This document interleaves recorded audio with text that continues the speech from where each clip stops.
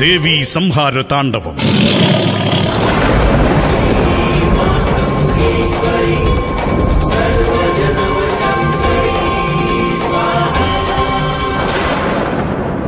ശക്തനും ദുഷ്ടനുമായ ദുർഗമാസുരൻ ദേവന്മാരുടെ നാശത്തിനായി ആഗ്രഹിച്ചു.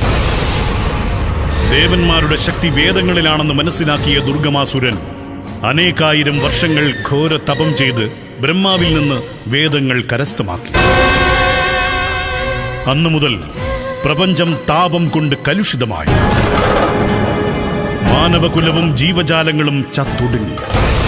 ദേവന്മാർ ഓടിയൊളിച്ചു. പ്രപഞ്ചം താപത്തിൽ വെന്തൊടുങ്ങി. ഇതിൽ നിന്ന് രക്ഷ നേടാൻ ഒരു കൂട്ടം ബ്രാഹ്മണർ ഹിമാലയത്തിൽ ദേവീ പ്രീതിക്കായി അഹോരാത്രം തപസ് ചെയ്തു.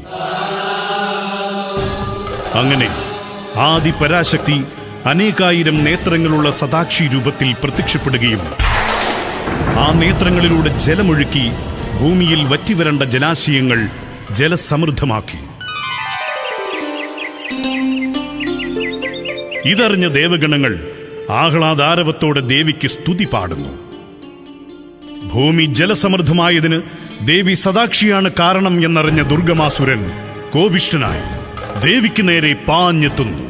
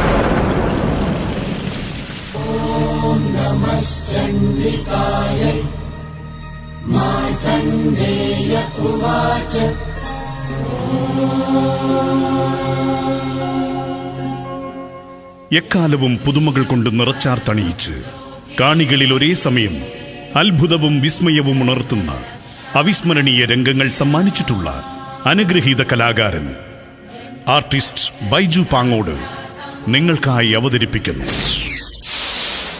ദേവീ സംഹാര താണ്ഡവം. ദേവീ സംഹാര താണ്ഡവം. ദേവീ സംഹാര താണ്ഡവം. ശിവബാലേ ജഗദംബേ കനിയേണേ തായേ വരമേക